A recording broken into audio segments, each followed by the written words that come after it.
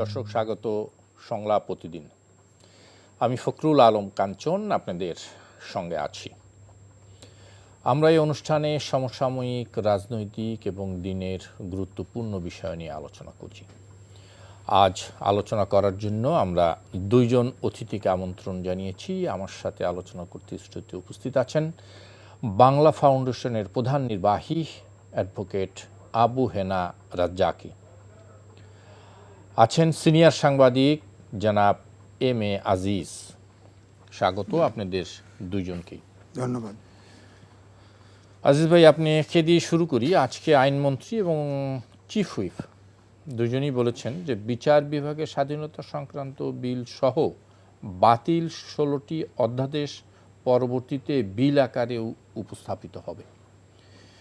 তো এই বিলগুলো নিয়ে কেনই বা এখন এতগুলো 133টা বিলের মধ্যে প্রায় 115-16টা বোধহয় পাশ হলো। তো এই বিলগুলো রেখে দেওয়া হলো কেন? এটার মধ্যে কি শুধুই এবং সময় চলে যাওয়ার কারণে যেটা হলো সেটা আবার নতুন করে উত্থাপিত করতে হবে, কি মনে হয়? না, দেখেন, যে 16টি, আপনাকে ধন্যবাদ এবং দর্শক শ্রোতাকে ধন্যবাদ, রাজ্জাক বিভাগকে ধন্যবাদ। ব্যাপারটা হলো যে অধ্যাদেশগুলো নিয়ে বিতর্ক আছে, মানুষের আকাঙ্ক্ষা আছে, জানার আকাঙ্ক্ষা আছে, সেগুলো আগে মীমাংসা করা উচিত ছিল। কারণ সংসদীয় যে কমিটি করছে সেই কমিটিতে অপোজিশন লিডার তিনি কিন্তু বলেছেন কমিটি করেন, কিন্তু অর্ধেক অর্ধেক। তো অর্ধেক অর্ধেক হয় নাই, কিন্তু 10-12 জনের কমিটি হয়েছে, সেখানে 7 জন 5 জন হয়েছে, হ্যাঁ, এবং জামাতের 5 জন এবং 7 জন বিএনপির সংসদ 5 জন না, আরো কম ছিল, যাই হোক। হ্যাঁ, কিন্তু ওখানে 12 জনের কমিটি। তো এখানে অন্তত আমি আশ্চর্য হলাম যে যেগুলা এই যে আপনার মোটামুটি টাইম বার হয়ে গেল বা যেগুলো আলোচনা আসলো না, এই কমিশনের ভিতর থেকে কেউ মুখ খুললো না। তো অপোজিশন লিডার আছে যে এই সমস্যা কেন হবে না, বা আলোচনা হয়েছে। এই শুক্রবার সংসদ অধিবেশন শেষে প্রধান বিরোধী দল এই অভিযোগগুলো করেছে যে কার্যনির্বাহী পরিষদে এই আলোচনা হয়েছিল, কিন্তু সরকার সেগুলো ফ্লোরে আনেনি। যেটা তাদের কথা না, সেটা যে ভাষা বলেছে যে সমঝোতাটা রক্ষা করে নাই, নিশ্চয়ই সমঝোতা হয়েছিল। এই সমঝোতা কি হয়েছিল জানি না। তো এখন যেটা বাইরের থেকে শুনি যে মেইনলি কমিশন যেগুলা অধ্যাদেশ হয়েছে, ধরেন ওইটা আছে, গুম কমিশন আছে, এরকম যে কমিশন, গুম কমিশনের মতন এরকম একটি আলোচিত এবং সবচেয়ে যেটি নিয়ে সবচেয়ে বেশি আলোচিত হচ্ছে সেটা হচ্ছে যে বিএনপির মতন একটি দল, যে দলের সবচেয়ে বেশি নেতাকর্মীরা গুম হয়েছেন, জামাত ইসলামেরও হয়েছে, কিন্তু সেই দলটি কিভাবে গুম কমিশন বাতিল করলো? না, দেখেন, এটা আমার জানা মতে শুক্রবার শেষের দিকে এটা পাস হয়েছে। এইটা পাস হয় নাই, পাস, জি বলেন। যাই হোক, আমার কাছে অনলাইনে যেটা ডাউনলোড করছি, যেটা হয়েছে সেটা হলো এইটা ট্রাইব্যুনালের বিচার ব্যবস্থাপনার জন্য বিচার করবে ট্রাইব্যুনাল, এরকম ভাবে সেই অধ্যাদেশটা পাস করা হয়েছে। আর কিন্তু মূল যেটা অধ্যাদেশ ছিল গুম কমিশন, সেটি বাতিল করা হয়েছে। না, সেটা বাতিল করা তো হবেই, কারণ হচ্ছে আগেরটাও আছে আমার কাছে, পরেরটাও আছে। আগেরটাই বলা হয়েছে যে ট্রাইব্যুনাল অথবা বিচারিক আদালতে বিচার হবে। আর এখানে বলা হয়েছে দুটো জিনিস ডেফিনেশন, এটা হলো মানবতা বিরোধী। গুম যদি করা হয় সে মানবতা বিরোধী হিসাবে, এটা মানবতা বিরোধী হবে এবং এটা ট্রাইব্যুনালে বিচার হবে।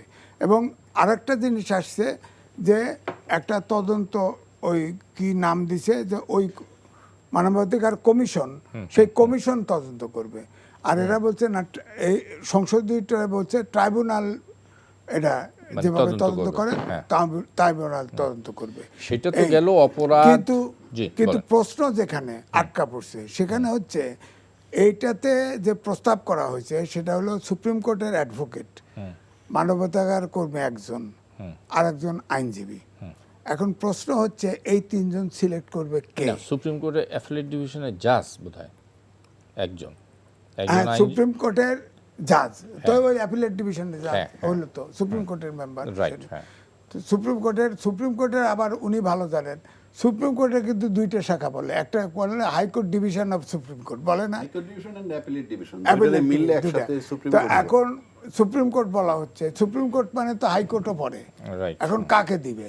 হ্যাঁ, এটা হলো এক প্রশ্ন। সেটা হয়তো লিখে দিবে, সেটা হয়তো appellate লিখে division দিবে, এর কাউকে। কিন্তু এখন প্রশ্ন যে জায়গায় আসছে, যেটা আমার ব্যক্তিগত ওপিনিয়ন এবং আলোচনায় আসছে, যে এইটা সবগুলো কমিশনের প্রেসিডেন্ট, প্রধানমন্ত্রী এবং প্রধান বিচারপতি, এই তিনজন, এটা কমিশন, তিনজনের কমিটি, সবগুলোই কমিশনই প্রায় তিনজনের, এটা ঠিক করবে।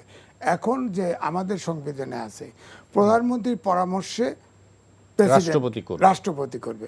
তাহলে যদি এইটা যদি যতক্ষণ পর্যন্ত ক্ষমতা ব্যালেন্স না হয়, ততক্ষণ পর্যন্ত প্রধানমন্ত্রী যদি রাষ্ট্রপতিকে পরামর্শ দেয় অমুকজন হবে, তাহলে তো ভোট 2-1 হয়ে গেল, তাহলে তো প্রধানমন্ত্রীর ইচ্ছেই হবে, যেটা চাইবে সেটাই হবে। সুতরাং এখানে আগে ঠিক করতে হবে যে যাতে তিনজন, যেমন ভারতে আগে তিনজন ইলেকশন কমিশন করতো, আপনার প্রেসিডেন্ট, প্রধানমন্ত্রী এবং প্রধান বিচারপতি, পরে মোদি আসে আরেকজন পার্টির থেকে ঢুকাই দিছে, 4 জন। তারপরেও যেহেতু ওটা একটা আংশিক হিন্দুত্ববাদী হলেও একটা ইনস্টিটিউশনাল শেপ নিছে, তো তাদের এটা সিলেক্ট করতে কিন্তু বিরোধ হয় না। কিন্তু আমাদের এখানে তো দেখা যায়, যেমন রাষ্ট্রপতি বক্তৃতা দিল, সব তো ফ্যাসিস্ট, বঙ্গবন্ধু সব তো বাংলাদেশ জিন্দাবাদ সবই কইলো। তো এখন প্রধানমন্ত্রী যা করবে তাই যদি শোনে, তাহলে তো এই কমিটিটা যে সিলেকশনটা নিয়ে প্রশ্ন থাকবে তো না, কিন্তু সিলেকশনের জন্য, শুধুমাত্র সিলেকশনের জন্য এই কমিটির মানে এই অধ্যাদেশগুলো বাতিল করলো, আমার তো মনে হয় না। না। আসি আমি একটু অ্যাডভোকেট আবু হেনা রাজ্জাকের কাছ থেকে শুনে আসি। রাজ্জাক ভাই, যে জিনিসটা আছে এটা তিনি তো বলবেন, তার পাশাপাশি বিচার বিভাগের স্বাধীনতা সংক্রান্ত বিল সহ এটা এরকম একটি সিদ্ধান্ত কেন নিতে হলো সরকার? ভাই, আপনারা আমার টক শোতে ডাকেন, আসি, কথা কই, ফাইনালি আমার কাছে মনে হয় কি জানেন, আপনার তো একটা স্কোপ লাগবে, যে আপনার কথাটার যে মূল্যায়ন হবে সেজন্য তো একটা প্রক্রিয়ার মাধ্যমে আপনি রাখতে হবে, আপনার তো একটা গুরুত্ব থাকতে হবে কোথাও। আপনার যদি গুরুত্ব না থাকে, আপনি সারাদিন চিৎকার করলে কি হবে? আমরা যে টক শো করতেছি, উনিও লজিক্যাল কথা বলে, আমিও লজিক্যাল কথা বলি, প্রত্যেকেই লজিক্যাল কথা বলে, কাউন্ট করে কে? কেন বলছি কথাটা?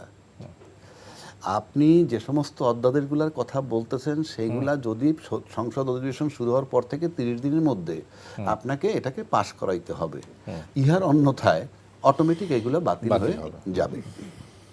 এখন আপনি এখানে যদি কোনো কৌশল করেন, যেই যে অধ্যাদেশগুলো আপনি বাতিল করছেন, কি বাতিল করেন নাই, বলছেন যে এটা আমরা সংশোধন কইরা আরো শক্তিশালী কইরা সেটা বিল উত্থাপন করবে, তার মানে এটা জাস্ট বাতিল না। আমার প্রশ্ন তো তাই যে এই, এটা আমি বললামই তো, গল্প জাস্ট বাতিল। কেন আমি বলি, আপনি পার্লামেন্টের টাইম কেন নষ্ট করেন? 2/3 মেজরিটি আপনার আছে, রাজীব বাতিল করুক আর না করুক, টাইম বার্ড হয়ে গেছে, এটা অটোমেটিক। আমি তো বললামই, নতুন করে বিল না হলে হবে না। 30 ডেজ পার হয়ে গেলে বাতিল হয়ে যাইতেছে তো। কিন্তু ওইটা আপনি জিয়ে রাখছেন, এইটা বইলে আমরা সংশোধন আকারে আনবো। প্রথম কথা, আপনি আজকে পাশ করান, আবার তো সংশোধন আনতে পারবেন, বাধা কোথায়? আজকে যদি একটা আইন আপনি পাশ করান, কালকে যদি ত্রুটি বের হয় যেটা আরো সংশোধন করা দরকার, বাধাটা কোথায়? কাজী এটা প্রহসন। আপনি এটা বলতেছেন, আপনি এখন এটা করেন, তাহলে তো আমরা খুশি, সবাই খুশি। আচ্ছা, 2, গুম কমিশন, গুমের ভিকটিম, আপনিও বললেন গুমের ভিকটিম কোন দলে নাই, কম আর বেশি। আমার কথা হলো একজন গুম হইছে, দরকার নেই বেশি, দরকার না, একজনই গুম হইছে। ইলিয়াস আলী গুম হইছে। ইলিয়াস আলীর ওয়াইফ মেম্বার অফ পার্লামেন্ট, তিনিও এটার পক্ষে আছে। তাহলে তিনি পার্লামেন্টে দাঁড়িয়ে হাদির বিচারের দাবি করছেন। কই তার হাজবেন্ডের বিচারের দাবিটা কোথায়? সে তো গুমের ভিকটিম। এখন আপনি গুমের জন্য বিচারের প্রক্রিয়া আপনি আইসিটিতে ঢুকাবেন, বাট গুমের সংজ্ঞা কি? গুমের সংজ্ঞা আপনি বলতেছেন এরকম, রাষ্ট্রের প্রয়োজনে কাউকে যদি রাষ্ট্রদ্রোহী মনে করা হয়, তাহলে তাকে আটক রাখা যাবে। এই যদি সংজ্ঞা হয়, তাহলে আজকে আটক রাখা যাবে, এইটার জন্য তো আপনার মানে 54ই আছে, আপনার অন্য কোনো আমি তো কিছুর দরকার নাই। আমি তো সেই জায়গাটাই যাচ্ছি। হ্যাঁ। তাহলে আপনি রাষ্ট্রদ্রোহী যাকে মনে করবেন কিংবা রাষ্ট্রের স্বার্থে, তাহলে যে যখন করছে তাদের তো একই গ্রাউন্ড ছিল, রাষ্ট্রের স্বার্থে কাউর বিচার হইতে পারবে না। তাইলে সবাই আপনি খালাস দিয়ে দেন। আপনি যদি যারা আটকাইছে তাদের কাছেও গ্রাউন্ড আছে, আমরা কেন আটকাইলাম? গুম টার্মটা কি একটা স্বাধীন দেশে? ওয়াই? আপনি রাষ্ট্রদ্রোহী আদালতে প্রডিউস করেন, তার বিচার হবে, রাইট। কঠিন বিচার হবে, মৃত্যুদণ্ড হবে। আপনি কোন ভাষা যে রাষ্ট্রের স্বার্থে আটক রাখা যাবে? বাংলাদেশে প্রতিটা রাজনৈতিক দল যখন ক্ষমতার বাইরে থাকে গণতন্ত্রের বস হয়ে যান। গণতন্ত্র এত ভালো লাগে, বিচার বিভাগের পৃথকীকরণ এত ভালো লাগে। এই মাছধর মামলা কত হয়েছে 1996-97 সালে। আমি তখন ব্যারিস্টার আমির ইসলামের চেম্বারে জুনিয়র হিসেবে কাজ করি। সম্ভবত শিরিন শারমিন চৌধুরীর সাথে আমি একসাথে ছিলাম, ওই টাইমে শিরিন শারমিন চৌধুরী আমরা একসাথে ছিলাম। এই মাছধর মামলায় বিচার বিভাগকে পৃথকীকরণ 96, 97, 98 সালের কথা আমি বলতেছি। সেটা আজকে কত 26-27 বছর পর একটা সুযোগ পাইল, এই সরকার আসলো অন্তর্বর্তীকালীন, তারা একটা স্কোপ নিল এবং বিচার বিভাগে আলাদা সচিবালয় অলরেডি বিল্ডিংও হয়ে গেছে। সেটা আপনি হাইকোর্টে রিট করে আটকাই দিলেন। আরে একটা জায়গা তো থাকতে হবে। আপনি যদি মনে করেন আপনি গণতান্ত্রিক চর্চা করবেন, বিচার বিভাগের উপরে আপনি কোনো প্রভাব খাটাবেন না, তাহলে বিচার বিভাগ ওই প্রক্রিয়া, আপনার সমস্যাটা কোথায়? আপনি এত ভালো, আপনার বিচার বিভাগে আলাদা সচিবালয় হলে আপনার সমস্যাটা কোথায়? Make it clear. আলাদা হলে সমস্যাটা কোথায়? সমস্যা তো থাকতে হবে। সুতরাং সেই কারণে আমি বলতে, একটা জায়গায়ও বাংলাদেশের নাই, একটা জায়গার বাংলাদেশের মানুষের জন্য নাই। আপনি যদি এই প্রক্রিয়ায় বিচার বিভাগটা রাখেন, বিচার বিভাগে আপনার হাতে, বিচার বিভাগের কাছে যদি বা যে কোনো দপ্তরের কাছে যদি একটা নির্বাচিত মন্ত্রী আতঙ্কের কারণ, আপনি যদি হেঁটে যান অমুক দপ্তরে ঢুকছেন, ভাবতেছে সমস্ত অফিসিয়ালরা আমার নিয়োগকর্তা এরা। এই যে ভাবনাটা, এই ভাবনা দেওয়ার জন্য আপনি এটা চাচ্ছেন। আপনি এই ভাবনা দিবেন কেন? মানুষের ভালোবাসা অর্জন করেন না। আপনি হেঁটে যাবেন, ভালোবাসা ডেস্কে দাঁড়ায় যাবে সব লোক, কিন্তু আপনাকে দাঁড়াচ্ছে ভয়ে। এই যে আতঙ্কের রাজনীতি, এই আতঙ্কের রাজনীতি আপনি কোন স্বার্থে করতেছেন? আপনি বলেন বিচার বিভাগ আলাদা হলে, আমি চ্যালেঞ্জ করে বলতেছি সাধারণ লোকের কোনো ক্ষতি হবে না, রাষ্ট্রের কোনো ক্ষতি হবে না, বহির্বিশ্বের সাথে আমাদের সম্পর্কের ক্ষতি হবে না, অর্থনীতির ক্ষতি হবে না, ক্ষতি হবে শুধু আপনার দলের, অর্থাৎ আপনার দলীয়করণ, আপনার ইচ্ছা, আপনি চলতে পারবেন না। সে কারণে এত বোকা মানুষকে ভাবা উচিত না। এত কৌশলী কথা পার্লামেন্টে আপনি এসে বলতেছেন, ধরেন কথা বলতেছেন সংবিধান সংশোধন হয় না, সংশোধন হয়, বাতিল হয়, অমুক হয়, তমুক হয়, সংস্কার হয় না। এগুলি তাত্ত্বিক কথা দিয়ে আমার কি হবে? জনগণ কি চায়, দেশ কি চায়, আপনি সেইখানে থাকেন। আপনার 31 দফার ভিতরে আছে সংস্কার কমিশন গঠন করবেন, তো আপনি সংশোধন কমিশন তো লেখেননি। I am throwing a challenge. সংস্কার যখন হয় না, তাহলে সংস্কার কমিশন কেন আপনার? সংশোধন কমিশন লেখেন নাই কেন আপনার 31 দফায়? তারপরে যখন নির্বাচনী ইশতেহার, সেখানেও লেখছেন সংস্কার, সংবিধান সংস্কার করার জন্য যা যা করা দরকার। সংবিধান সংশোধন লেখেননি কেন? এই তো তাত্ত্বিক কথা। আপনার যেভাবে মন চায় বলতে পারতেন, অনলি বিকজ অফ 2/3 মেজরিটি। আমি সেই জন্য বলতেছি, আপনি প্রতি মিনিটে আমাদের অনেক টাকা খরচ হয়। Don't waste the time of parliament. আপনারা 2/3 মেজরিটি যা সিদ্ধান্ত নেবেন, 1 সপ্তাহ 15 দিন রেডি করবেন, সংসদ ওপেন করবেন, আধা ঘন্টায় সব পাস। আপনারা দেশের হামের টিকা আনেন, আপনারা দেশের তেল সংকট দূর করেন। উই ওয়ান্ট টু সি এই দেশে সেই জায়গাটা আপনারা যান। আপনাদের সেদিকে একজন স্বরাষ্ট্রমন্ত্রীর কথা যদি আমি বলি, ফর এক্সাম্পল, তার ফাংশনটা কি, তার মেইন কাজগুলো কি? দেখেন, পাসপোর্ট অ্যান্ড ইমিগ্রেশন তার, এবং সড়ক, নৌ, আকাশ, 3টেই পোর্ট, সবগুলা তার। বর্ডার সিকিউরিটি ফোর্স তার, একটা বর্ডার। তারপরে যদি আপনি আসেন, ফায়ার ব্রিগেড তার, জেলখানা তার, হ্যাঁ, মাদক তার, নিয়ন্ত্রণ অধিদপ্তর, চোরাচালানি তার, সবকিছু আপনি আপনি ভাবতে পারেন সেখানে একটা প্রতিমন্ত্রীও নাই।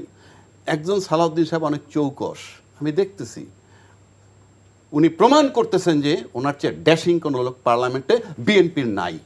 কিন্তু আমার প্রশ্ন এখানে না। একজন ব্যক্তিকে মাননীয় প্রধানমন্ত্রীর দৃষ্টি আকর্ষণ করতে চাই, আমি ধরে নিয়েছি সে খুব চৌকস। কিন্তু আমি যে দপ্তরগুলোর কথা বললাম, এখানে মাদক, এখানে যখন একজন ডাক্তারের কাছে চাঁদা চাচ্ছে, একজন ডাক্তার, মানবতার ডাক্তার বলা হয় তাকে, এখন পর্যন্ত সে আসামি গ্রেপ্তার হয় নাই। সেখানে হয়েছে আজকে। আচ্ছা, সেখানে গিয়ে ধরেন যুবদলের লোকেরা বলতেছে এ আমাদের লোক না, বিএনপির নাম ভাঙায়। আপনি যাবেন কেন ভাই? ইট is not your task, it is the task of administration, police, স্বরাষ্ট্রমন্ত্রী। না পুলিশ তো ওনার জিডি নেয় নাই। এই যে ন্যায় নাই, হ্যাঁ। এটা তো স্বরাষ্ট্রমন্ত্রীর নলেজে গেছে। না, গেছে সেটা তো। এখন আপনি গেছে। যখনই আগে- গেছে তারপরে এখনো গ্রেপ্তার হয়েছে কিনা আমি জানি না। না, গ্রেফতার আমি হয়নি, বলতে মামলা চাচ্ছি, হয়েছে। আমি বলতে চাচ্ছি পার্লামেন্টের একটা মারাত্মক জায়গা, আবার মারাত্মক নাই জন্য আমি 2/3 মেজরিটি পেয়েছি, সুতরাং আমাকে একটা জিরো। আমি আবারও বলছি এই parliament zero, wastage of time. কারণ আমার কথার কোনো মূল্যই নাই যখন আপনাদের সিদ্ধান্তে করবেন। সেক্ষেত্রে হামের টিকা কি অন্তর্বর্তীকালীন সরকার তারা 12টা বাজায় গেছে, কেনে নাই, টাকা মাইরে গেছে গিয়ে। হ্যাঁ, টিকা আনতে লাগে কয়দিন? এই যে টিকা শুনতেছি, এখন পর্যন্ত কি বলছে আমরা টিকা আনছি? বলুক। মানে টিকা আপনি- কর্মসূচি শুরু ঢাকায় হয়েছে। কালকে থেকে শুরু করলো। শুরু হয়েছে অলরেডি কয়েকটা। বেশ ভালো ইয়েতে। কথা। হ্যাঁ, তেল, শুরু হয়েছে। আপনি স্টেটমেন্ট দেন তেলের সংকট, পৃথিবীর সবাই বলতেছে তেলের সংকট আছে, আমাদের দেশে তেলের সংকট নাই। পার্লামেন্টে শুনলেই তেলের সংকট নাই। তো এই করুণ অবস্থা কেন? ওই দিকে মনোযোগ দেন, ডোন্ট ওয়েস্ট ইউর টাইম। এটা সরকারের নৈতিক দায়িত্ব। কেউ আবার বলে বিরোধী দল এই দাবি তুলে না। কেন তুলবে সে? বিরোধী দলের রেসপন্সিবিলিটি কি? তার উপর তো ডিপেন্ডই করেন না আপনি। না, বিরোধী দলের তো রেসপন্সিবিলিটি আপনি অবশ্যই কথাটা আছে। শেষ বোঝার চেষ্টা করেন। আমি যদি বলি যে ভাই পার্লামেন্ট, বিরোধী দল যদি বলে আমরা পার্লামেন্টে আলোচনা দরকার নেই, 2/3 মেজরিটি, আপনি যা ইচ্ছা তাই করতেছেন, আপনি তেলের সংকট দূর করেন, করতে তো হবে তার।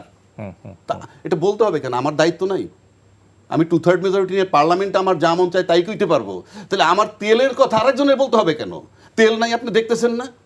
কথার কথা বলছি আমি। না, ক্লিয়ার। আমি সুতরাং একদমই- সেই কারণে আমি বলতেছি হ্যাঁ। একটা জায়গা মানুষের থাকতে হয়। আপনি বিচারক নিয়োগ অধ্যাদেশটা পর্যন্ত বাতিল করে না, দিয়েছেন। সেটি অবশ্য উনি আজকে বলেছেন, আইনমন্ত্রীও বলেছেন যে বিচার বিভাগের স্বাধীনতা সংক্রান্ত আইনমন্ত্রী বিল সেদিন আবার পার্লামেন্টে কি নতুন- বলছে শুনবেন? নতুন করে বলতেছে আনা আমাদের হবে। দেশে এত দক্ষ জিনিস হয়েছে, দুইটা জিনিস আমরা এখন, আগে ছিল আমাদের শুধু একটা ফরেন রেমিটেন্সের জন্য গার্মেন্টস, এখন আমাদের আরেকটা হয়েছে, সেটা হলো সংবিধান বিশেষজ্ঞ। এবং সংবিধান বিশেষজ্ঞ কেউ এক্সপোর্ট করতে পারবেন বহির্বিশ্বে। আমার মনে হয় এইটা আমি একটু বিরতি নেই। সংবিধান বিশেষজ্ঞ, আমাদের দেশের সংবিধান বিশেষজ্ঞ বাইরে export করবে। বাইরের দরকার হবে কি কাজে? দরকার হবে, আমরা এত বুঝি, হ্যাঁ। সব সংবিধান আমরা ব্যাখ্যা দিতে পারবো। জনাব এম এ আজিজ, এই আলোচনার উপরে আপনার কোথাও যদি কোনো কথা থাকে, বক্তব্য থাকে, নিশ্চয়ই আপনি বলবেন। আমি একটু অন্য আরেকটি নতুন প্রসঙ্গ আপনার কাছে দিতে চাই, যে সংসদে তো এক ধরনের চলছেই, বিরোধী দল বিশেষ করে 11 দল, জামাত সহ 11 দল, তারা ঘোষণা দিয়েছে যে তারা রাজপথে আন্দোলন করবে। বিশেষ করে আজকে একটি অনুষ্ঠানে ডক্টর শফিক জামাতের আমিন বলেছে বিএনপি ফ্যাসিস্ট জামানায় ফিরে যেতে চাচ্ছে, 11 দল তাদেরকে ফিরে যেতে দিবে না, প্রয়োজনে তারা রাজপথে আন্দোলন করবে। আপনার কি মনে হয়, তাহলে রাজপথ উত্তপ্ত হচ্ছে? না, উত্তপ্ত হবে না আমার না? ধারণা। না, তো না? উত্তপ্ত হবে না, এরকমই হবে। কারণ আমি যেটা বলছি, যেটা রাজ্জাকি ভাই বলতেছে, অনেক কথার সাথে আমি একমত। কিন্তু প্রশ্ন হচ্ছে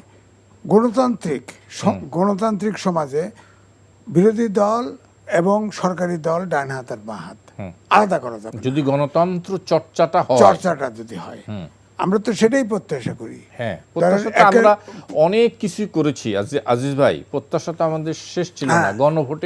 গণভোটের রায়ও বাস্তবায়ন হয় নাই, সেই 133টা অধ্যাদেশ যেটা মানে জারি করলো অন্তর্বর্তীকালীন সরকার, সেগুলো আইনে পরিণত করলেন না। বেছে আপনি বিচার বিভাগের স্বাধীনতা, গুম কমিশন, ব্যাংকার্স বিল অ্যাসোসিয়েশন সহ বিভিন্ন কিছু আপনি এমন করে করলেন, যেটা নিয়ে এখন নানাবিধ আলোচনা হচ্ছে। এ আলোচনা থাকবে, ভালো করে করলেও এর ভিতরে ফুটো বার করানোর চেষ্টা হতো, এটাই নিয়ম। আমাদের বাংলাদেশ তো এটা। অর্থাৎ সরকারি দল বিরোধী দলের দোষ ধরবে, বিরোধী দল সরকারি দলের দোষ ধরবে। আপনি বলেন যে বিরোধী দল, ধরেন বিরোধী দল 11 দল, তারা তো সংসদীয় সংস্কার কমিশনেও আছে, সংসদীয় কমিটিতেও আছে। তো কমিটির ভিতরে সুরাহা করুক, আর না হলে সেগুলো ফ্যাসিস্ট হয়। আমাদের দেশে উদাহরণ আছে, আপনি ধরেন যারা 2/3 মেজরিটি যারা পেয়েছে তারা কিন্তু শেষে স্বৈরশাসক হয়েছে, এটা ঠিক। সেখানে বিরোধী দল কখনো আগে ছিলই না বলা যায়। ধরেন আপনার বাকশাল যা হলো তার আগে বিরোধী দল ছিলই না ধরেন বলা যায়, হয়ে গেছে। তারপরে ধরেন 91 থেকে ঠিক মতো চললো না, 2/3 মেজরিটি চললো না, ঠিক মতো চললো না।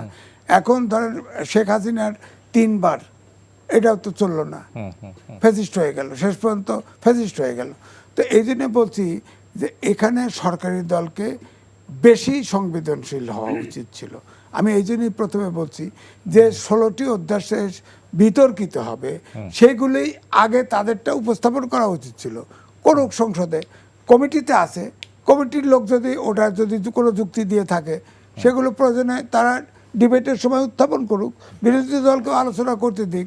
আমার বক্তব্য হচ্ছে যেহেতু প্রক্রিয়া নিয়ে সমস্যা, আমি আগেও বলেছি, আপনি সব অধ্যাদেশ করলেন, জুলাই গণঅভ্যুত্থান, জাতীয় গণঅভ্যুত্থান, এটা আদেশ দিয়ে করলেন কা? আদেশে তো সংবিধানে আছে, রাজ্যকেই ভাই বলবে, আদেশে তো যেটা সংবিধান সংসদে করা যায় সেটা তো আদেশ দিতে পারেন না, পারেন না। এ তো এই জন্য বলা হচ্ছে অবৈধ। এই জন্য বলছি, আবার বিএনপি বলতেছে সংসদ সংস্কার পরিষদ বলে কিছু নাই, এটাও নাই। তো এখন ইউনূস সরকার আলী রিয়াজ সাহেব তো আউলা বাজায় গেছে, কারণ এই আউলা ধরে থাকলে তো হবে না।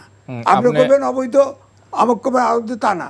আপনারা তো সব অভ্যুত্থানের শক্তি সংসদে আছেন, আপনারা গঠনমূলক আলোচনা করেন, আপনারা গণতান্ত্রিক চর্চা করেন, আপনারা গণতন্ত্র, ছাত্র তরুণরা যে আন্দোলন করছে তখন তো শেষ বক্তব্য ছিল ফেসিবাদের বিলোপ চাই।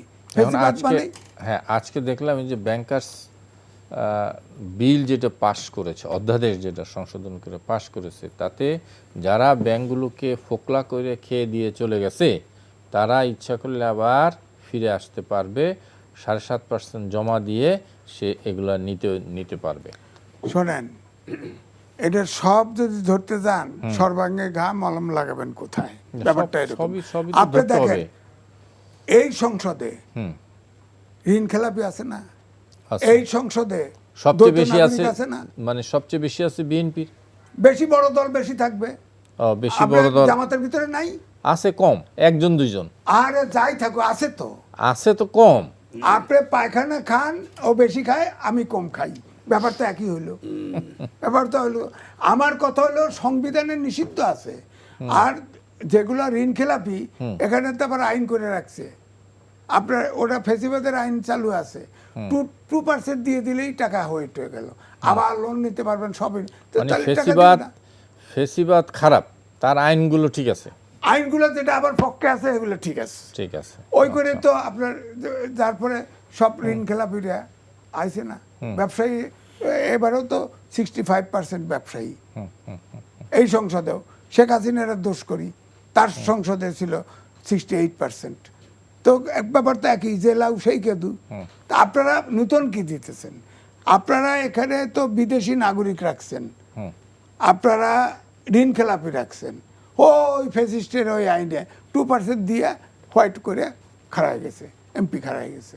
তো এখন এই জন্যই আমি বলছি যে এই বিষয়গুলো খুব খোলা মনে আলোচনা করে, সংসদে না হোক, আপনারা আলাদা বসে সিদ্ধান্ত নিয়ে অভ্যুত্থানের শক্তি, আপনারা প্রক্রিয়াটা ঠিক করেন, কোনটা কোন প্রক্রিয়া ঠিক করবেন।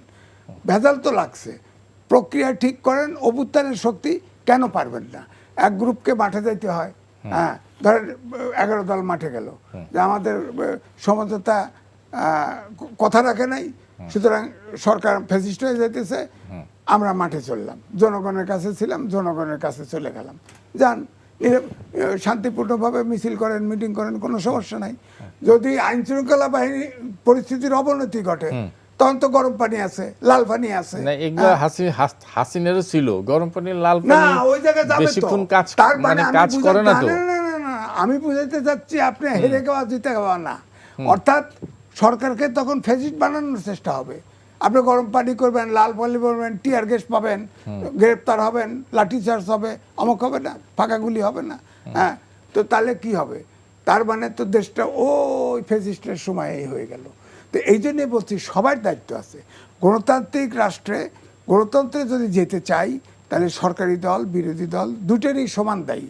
যে আমার মনে হয় সমান দায়ী, দুই দলই না দায়ী না, মানে দায়িত্ব সমান, ওই একই কথা হলো। রাজ্যকে শুনতে চাই। আমি একটু ব্যাংক ইস্যুটা জানলেন আপনি, ব্যাংক ইস্যুটার বিষয় কি জানেন? যেমন আমি গরু জবাই দিব না, দিবেন না মনে করেন আচ্ছা, আমি জি। গরু জবাই দিব না, কিন্তু গোশত খাবো। গরু কষাই জবাই দিক, আমার কাছে জবাই দিতে মায়া লাগে, মনে করেন আমি জবাই দিব না কিন্তু গোশত খাবো। আমি হারাম হালাল বলছি না, আমি গোশত খাবো, আমি মুরগিও জবাই দিব না। আরেকজনে জবাই দিবে, আমি খাবো। জবাই দিয়ে বানাই এটা নিয়ে আসলাম। দেশের টাকা লুট হবে, আমি লুট করব না, কিন্তু যারা লুট করবে তাদেরকে শেল্টার দিব এবং আমি আমার শেয়ার নিব। কথাটা কেন বলছি?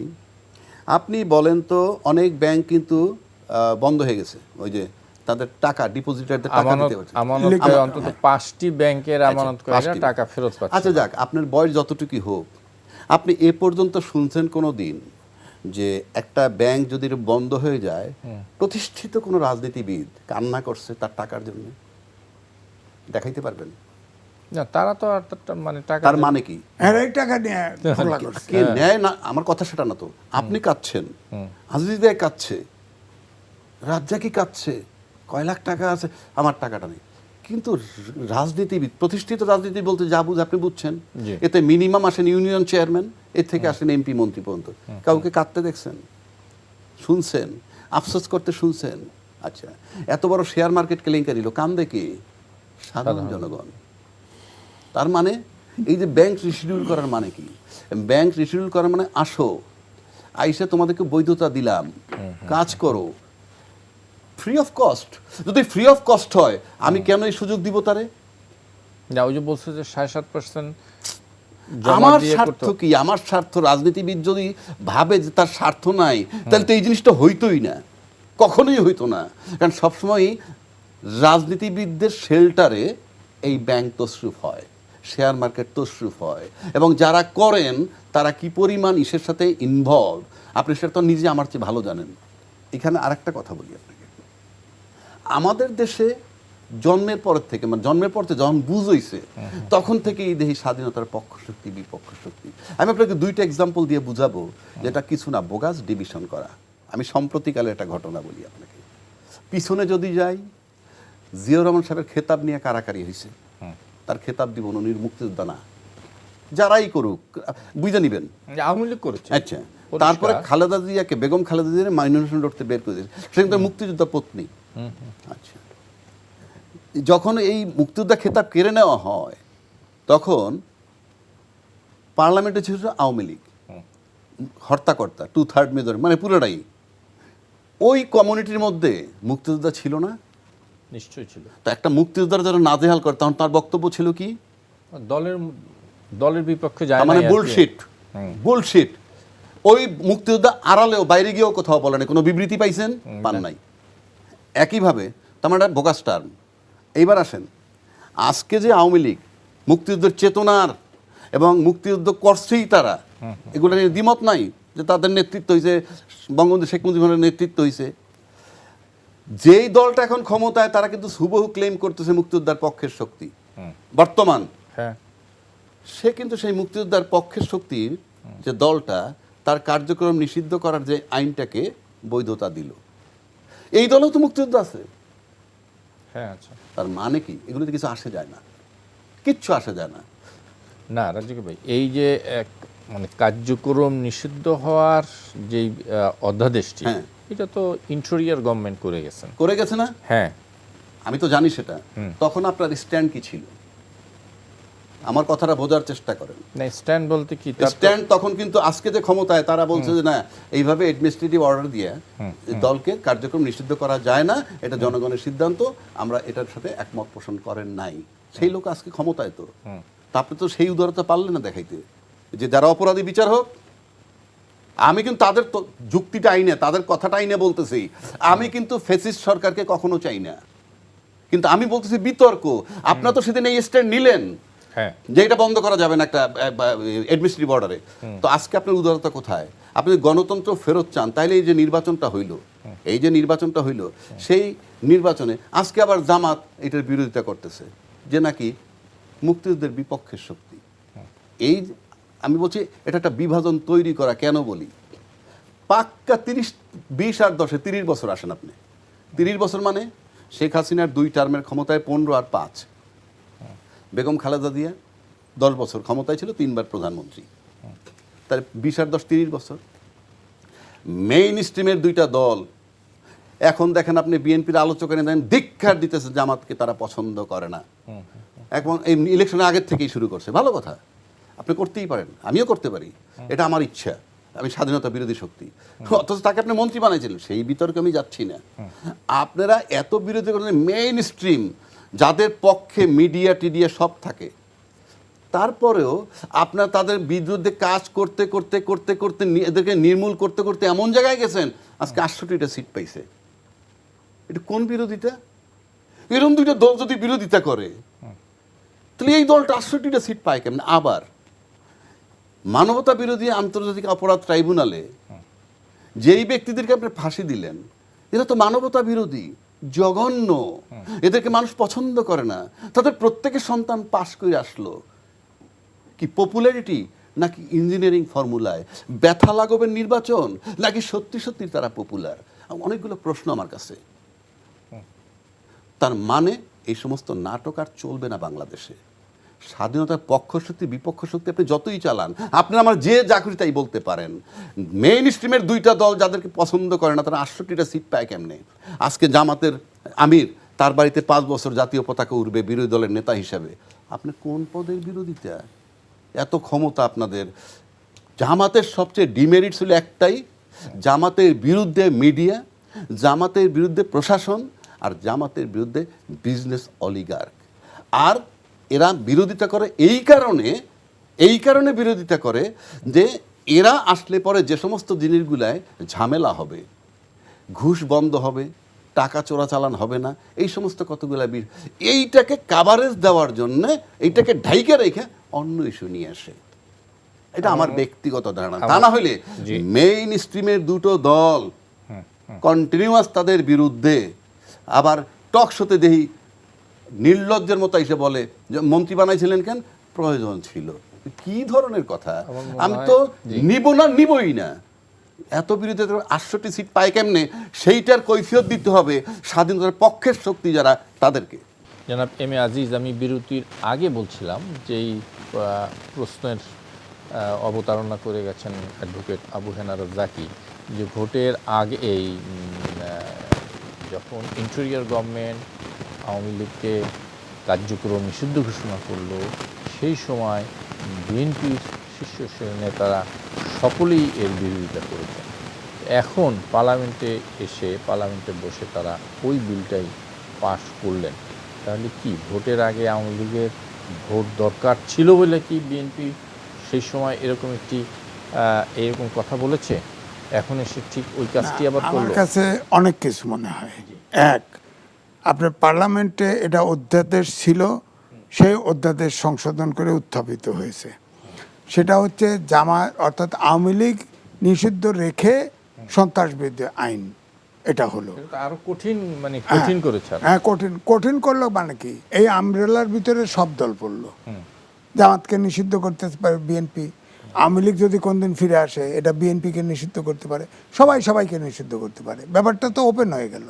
এখন প্রশ্ন আমি বলতেছি যে আপনাদের সংসদীয় কমিটি, আগেই বলছিলাম 12 জনের 7 জন বিএনপি, 5 জন জামাত, ওখানে ওই সংসদে যখন এই বিল পাস হলো তখন জামাতের লোক ওয়াকআউট করলো না, খালি এনসিপি বাড়ায় গেল।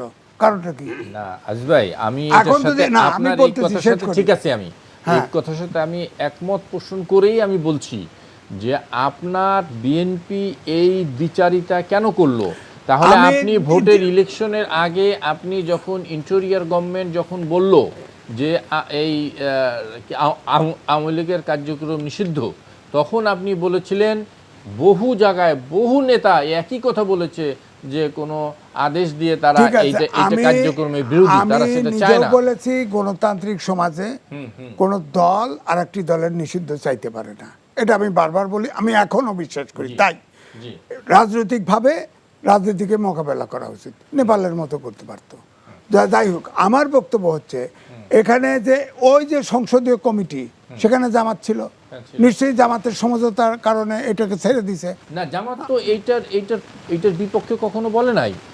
না, জামাত এটা চাইছে, জামাতও চাইছে, বিএনপিও চাইছে। রাইট, সেটাই তো বলি আমি। ওই তো সমঝোতা বিএনপি না, বিএনপি তো এর আগে উল্টো কথা বলেছে। উল্টো কথা বলছে, জামাতের সাথে অভ্যুত্থানের শক্তি কমিটি বসছে, কমিটির বসে হয়তো আপোষ হয়েছে, অনেকটা রাখে নাই, এটা রাখছে। আপনি তাহলে আগে ওই কথা কেন বলেছিলেন ইলেকশনের আগে, যে অধ্যাদেশ দিয়ে কোনো রাজনৈতিক কার্যক্রম নিষিদ্ধ করার বিপক্ষে চাই আমরা, বিপক্ষে কেন বলেছিলেন? আপনার তখন ভোট দরকার ছিল আওয়ামী লীগের, সিম্প্যাথি নেওয়ার জন্য কি আওয়ামী লীগের ভোটারদের কাছে এই কথা বলেছিলেন? না, তা না। এখন আমি বলতেছি যে এখানে আপনি ভোট তো এক এক জায়গায় প্রার্থী আকারে ভোট এক এক জায়গায় একরকম হয়েছে, কিন্তু জামাতের ভোট শেষের দিকে এসে কমছে, কারণ তার তাফালিংয়ের পরিমাণটা বেশি গেছিল। কারণ টিকিট, আমি মুসলমান, আমি বেচতে যাইতে চাই, জামাতের কাছে টিকিট রয়েছে, তাহলে আমি কেমনে ভোট দেবো বলেন আপনি? জামাতের কাছে টিকিট রয়েছে, আমি ভোট দেবো কেমনে? আমি তো মুসলমান, আমি তো বেচতে যেতে চাই, টিকিটটা তো উনি মালিক। বিএনপির লোকজন টিকিট বিক্রি করছে, খালি জামাত করে না একা। ওটা হলো তারা কইছে বলে এরকম দু একজন হয়তো ফাঁক দিয়ে কইতে পারে, কিন্তু আমার বক্তব্য হলো যে এই সংসদে যখন এই আইনটা করলো, তখন জামাত কেন বুঝলো না যে এই আইনটা তাদের ভিতরে প্রয়োগ হতে পারে? তারা তো আগেও নিষিদ্ধ হয়েছে। ও, তার মানে গা সওয়া হয়ে গেছে নাকি? নিষিদ্ধ তারা তো হয়েছে আগেও, তারা জানে। মানে একবার প্রস্টিটিউট, সুতরাং তার লজ্জা নাই, ব্যাপারটা তো এরকম হয়। তাহলে আমার প্রশ্নটা ছিল এক জায়গায়, সেটা হলো না, সেটা হচ্ছে আমার বক্তব্য এই জায়গায় যে হ্যাঁ, ইলেকশন আগে কইছে, আমিও বলছি, আমি আমারটা স্টিক করি, কারণ আমি পার্টির দুই আনার কোনো পদে নাই, আমি আমারটা বলেই যাব। কিন্তু হয়তো আমার বক্তব্য হলো একই কথা বলতেন আবার, মানে পদে থাকলে সংসদের যেটা মানে বলেছে, যে কার্যক্রম করেছে একই। হ্যাঁ, আমি ওই পদেই বলতাম, রাইট, ওইটাই বলতাম। তো এখন যেহেতু সংসদীয় কমিটি বসছে, বসে হয়তো ওখানে সমঝোতা একটা হয়েছে, সেটা এনে ইয়ে করছে। এখানে ব্যাপারটা হলো যে জামাত ইসলাম তো চাই আওয়ামী লীগ নিষিদ্ধ হোক, কিন্তু পরেরটা ভাবে ভাই, মানে আজিজ ভাই, সংসদীয় কমিটিতে বসলেও জামাত যদি কোনো বিষয় না চায়, তাহলে তো আসলে এই ফ্লোরে এসে ওইটার পক্ষে বলার তাদের কোনো সুযোগ নেই, চাইতে বাধ্য। না, পক্ষে না, না, না, না, না, পক্ষে বলতে বাধ্য তা না। আপনি ঠিক আছে, আপনি এনসিপি ওয়ার্কআউট করলে, আপনি ওয়ার্কআউট করলেন না কেন, বাইরে গেলেন না কেন? আমি চাই না, মানে কোন এই যে আওয়ামী লীগের এটা এই সময় এনসিপি বেরিয়ে গেছে। বাইরে গেলেই কি না গেলেই কি, বাইরে গেলেই কি না গেলে কি, সংবিধানের সংসদের নর্মস মানবেন না? না, জামাত তো, আমি আপনার সাথে তো এগ্রি করছি যে জামাত আওয়ামী লীগের কার্যক্রম নিষিদ্ধ হওয়ার, যখন নিষিদ্ধ করেছিল তারা তখন ভিন্ন মত দেয়নি, কিন্তু আপনি বিএনপি, আপনি তো তখন ভিন্ন মত দিয়ে মাঠ গরম করেছিলেন। এইটার ভিতরে কি অন্য কোনো উদ্দেশ্য ছিল? ভোট নেওয়ার জন্য, আওয়ামী লীগের ভোট নেওয়ার জন্য করছিলেন? ব্যাপারটা হলো গণতান্ত্রিক ইলেকশনের আগে তো জামাতের লোকরা তো পূজাও করছে, এগুলো করতে লাভ নাই। ইলেকশনের আগে যা করছে, এখানে এসে দেখেন সমস্যাটা হচ্ছে, মূল কথা হচ্ছে বিএনপি এবং জামাত একই সুরে ছিল, বরং এনসিপি বিরোধিতা করছে এটার। তারা বাইরে গেছে, মানে তারা এনসিপি এটা চায় নাই, রাজনৈতিক দল নিষিদ্ধ চায় নাই। এখন যে আইনটা হলো, এই আইনের খড়গটা সবার ঘাড়ের উপরে তৈরি হলো, সবার ঘাড়ের উপরে এই আইনটা থাকবে। আপনার যে দল, ধরেন আমি বলি বিএনপি এখন সরকারে আছে, 2/3 মেজরিটি, এই 5 বছরের ভিতরে যদি থাকে ক্ষমতায়, ধরেন মনে চাইলো জামাতকে নিষিদ্ধ করে দিল, মনে চাইলো এনসিপিকে নিষিদ্ধ করে দিল, আবার ধরেন আওয়ামী লীগ আসলো, হয়তো জামাত পারবে না, 2/3 মেজরিটি নাই, তো সুতরাং জামাত আন্দোলন করতে পারে, চিল্লাপাল্লা করতে পারে। ধরেন কোনো কারণে এক অদূর ভবিষ্যতে, আগ থেকে 10 বছর, 15 বছর, 20 বছর পরে আসলো আওয়ামী লীগ, আসলো বিএনপি, জামাত দুটি নিষিদ্ধ করে দিল, একা হয়ে গেল, একা ইলেকশন করছে, যা তোকার সব বাদ, যা আমরা একাই থাকবো, কি করবেন? সুতরাং এই পয়েন্ট ব্ল্যাঙ্ক ওপেন এন্ডেড আইন করা ঠিক হয় নাই। আমার বক্তব্য হচ্ছে ওপেন এন্ডেড, যেটাতে আপনি, আমি, উনি সবাই আক্রান্ত হতে পারি, এই ধরনের ওপেন এন্ডেড আইন করা ঠিক হয় না। আমি তো আক্রান্ত হব না, কারণ যেহেতু আমার 2/3 মেজরিটি আছে, সুতরাং আমি তো করলে কোনো সমস্যা নাই। এই যে আপনি কথা বলতে, 2/3 মেজরিটি পৃথিবী থাকতে তো নাই, বাংলাদেশ থাকতে তো নাই, বাংলাদেশ স্বাধীন হয়েছে, বাংলাদেশ থাকবে একদিন না একদিন। আপনি বলেন 1% আওয়ামী লীগের ভোটার যারা লুটতরাজ করছে, খুন খারাপি করছে, ওরা চলে গেছে, বাকিরা রয়ে গেছে না। বিএনপি এবং আওয়ামী লীগের ভোট সমান সমান ছিল, প্রায় সমান সমান, কম আর বেশি। জামাত যে পক্ষে যাইতো সেই পক্ষে উইন করতো, ব্যাপারটা তো এরকম ছিল। এখন জামাতের ভোট বাড়ছে। এখন ধরেন এই যে গেল, এখন বিএনপির আওয়ামী লীগের সমর্থক তো সব রয়ে গেছে, বরঞ্চ এখন বাড়ছে ছাড়া কমে নাই। হ্যাঁ, তো এখন ধরেন আওয়ামী লীগ কোনো একদিন, ওই যে বললাম না যে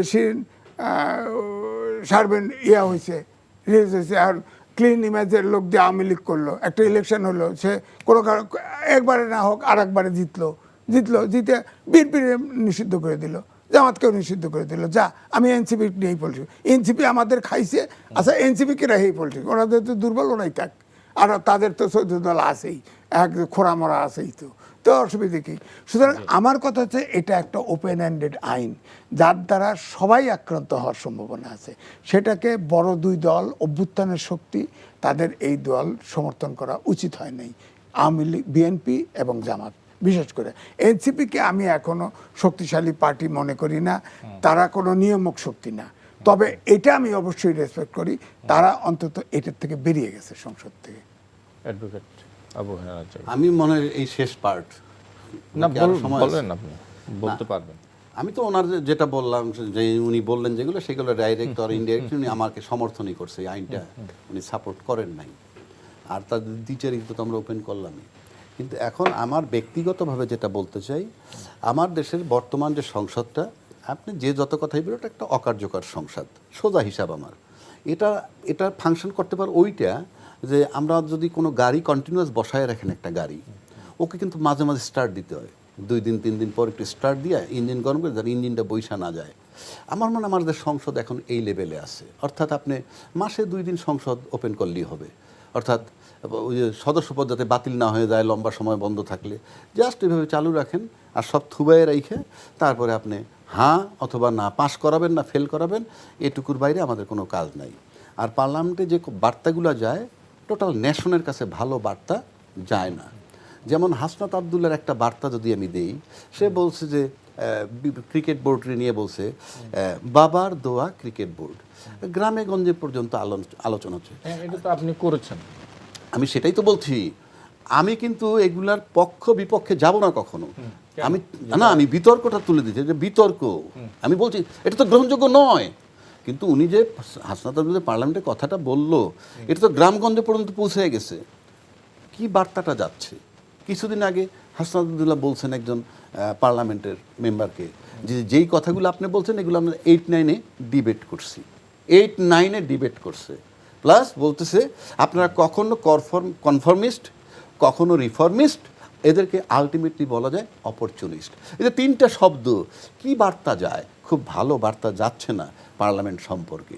এবং পার্লামেন্টে যে কথাগুলো যেভাবে উপস্থাপন করা হয়, এটা আপনি গায়ের জোরে বলতে পারেন ঠিক, কিন্তু in fact it is not accepted by the people. Number 4-এ আসে, আমি শেষ করে দিচ্ছি। সেটা হলেই, আমি পার্লামেন্ট ওপেন হলেই দেখতেছি একদম চৌকস ব্যক্তি, আমি দেখি সালাউদ্দিন সাহেবকে। চৌকস ব্যক্তি বলতে উনি যা বলেন খুব বোল্ডলি বলেন, রাইট রং আলোচনায় যাচ্ছি না, বোল্ডলি বলেন। তার বোল্ডনেসের কাছে আমার আইনমন্ত্রীও ধরাশায়ী, মানে সে যে একটু ডিফার করবে না, মানে সালাউদ্দিন সাহেবের সাথে সে একমত হয়ে যাচ্ছে। আমি দোষগুণ বলছি না, আমার কথা হচ্ছে even in absence of prime minister উনি কিন্তু প্রতিরক্ষা মন্ত্রণালয়ের দায়িত্ব পালন করবেন, সশস্ত্র বাহিনী বিভাগ উনি দেখবেন, সব দায়িত্ব যখন ওনার কাছে, উনি নিঃসন্দেহে একটা চৌকস ব্যক্তি, ডিপেন্ডেবল পারসন। কিন্তু একজন স্বরাষ্ট্রমন্ত্রীর যে ডিপার্টমেন্টগুলো বললাম, সেই passport and immigration, border, fire service, কারাগার রাখেন, সেই জায়গাগুলায়, কারণ উনি কত দিক দেখবেন।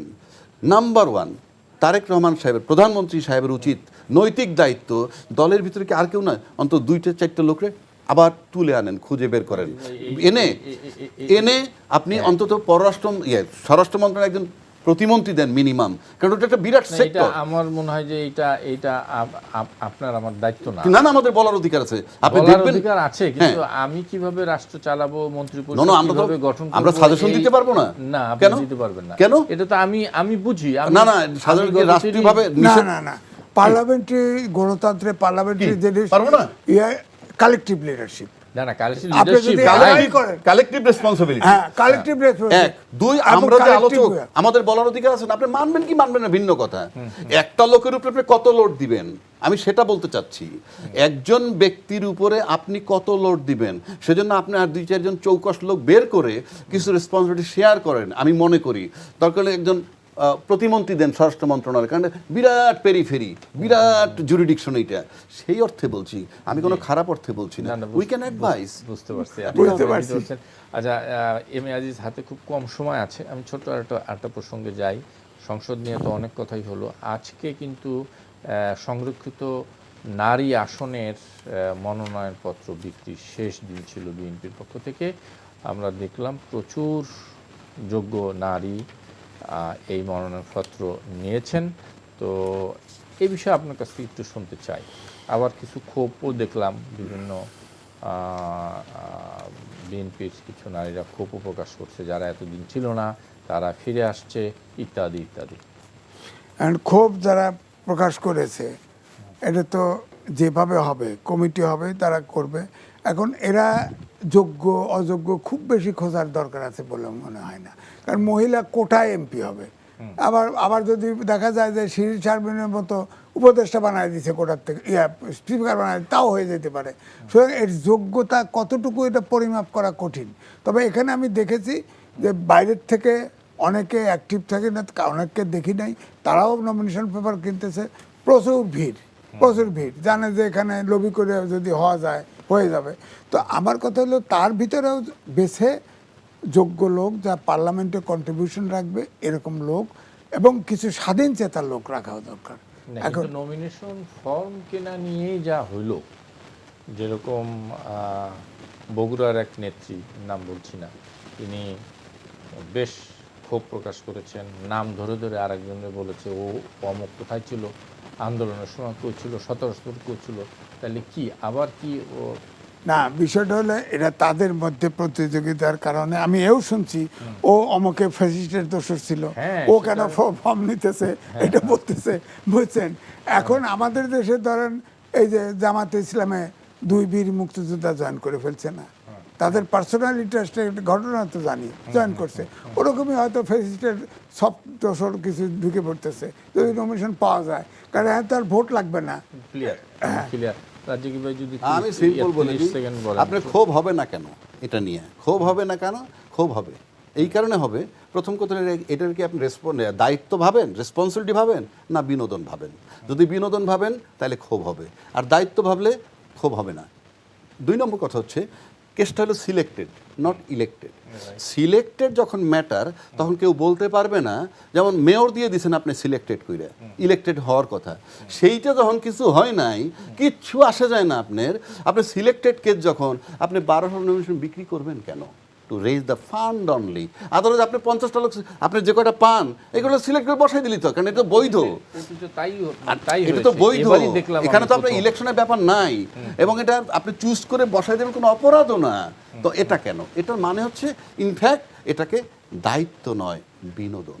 আমার মনে হয় আমার অনুষ্ঠান এখানে শেষ করতে হবে। জনাব M A Aziz, advocate Abu Hena রাজীকি, আপনাদের দুজনকেই ধন্যবাদ। দর্শক আপনাদেরকে ধন্যবাদ যারা এতক্ষণ আমাদের সঙ্গে ছিলেন। আগামী অনুষ্ঠানে আবার দেখা হবে। শুভ সন্ধ্যা।